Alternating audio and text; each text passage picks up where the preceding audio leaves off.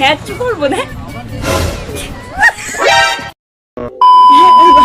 করবো সরি বলে কি আছে।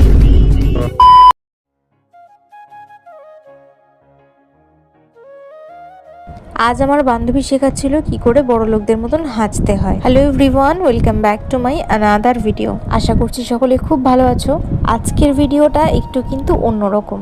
আজ আর কোনো রেসিপি নয়, বরং আজ রান্না বান্না কি করলাম না করলাম টুকিটাকি সারাদিনের একটা ছোট্ট খাট্টো ভ্লগ তোমাদের সাথে আজকে তুলে ধরবো। সবার প্রথমেই শুরু করি। দেখো সকালের আজকে রান্না বান্না কি রান্না বান্না করে বেরিয়েছিলাম আজকে।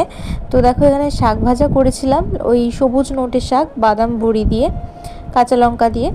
আর এদিকে হচ্ছে আমি ধনেপাতা গাছ থেকে ছিঁড়ে নিয়েছিলাম, যেটা দিয়ে করেছিলাম হচ্ছে কাতলা মাছের ঝোল। আর সাথে রয়েছে এদিকে ভাত।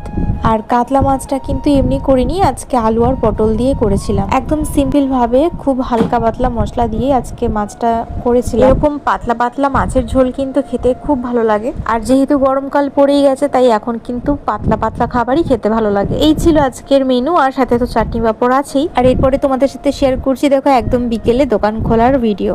আজকে কিন্তু ওয়েদারটা খুব সুন্দর, বিশেষ একটা রোদ নেই, হালকা একটা মেঘলা মেঘলা ব্যাপার রয়েছে। আর তার সাথে সাথে চলছিল কিন্তু দারুণ হাওয়া। দেখো হয়তো তোমরা বুঝতেই পারবে গাছের পাতা কত নড়ছে, আর খুব সুন্দর একটা শান্তিপূর্ণ জায়গা। আর দেখো এরপরে দোকানটাও খুলে নিয়েছি আমরা, আর এবার পালা দোকানটাকে সাজানোর। আর দোকানে ঢুকেই দেখো এই কি অবস্থা দেখতে পেলাম আমরা। একই জিনিসপত্রের এত দাম, তার মধ্যে ইঁদুরে কিন্তু প্রত্যেক দিন আমাদের কিছু না কিছু তছনছ করেই যাচ্ছে। এইভাবে যে আমাদের কত খাবার নষ্ট হচ্ছে দৈনিক, যেটার জন্য শুরুতেই দোকান খুলেই কিন্তু মাইন্ডটা পুরো নষ্ট হয়ে যায়।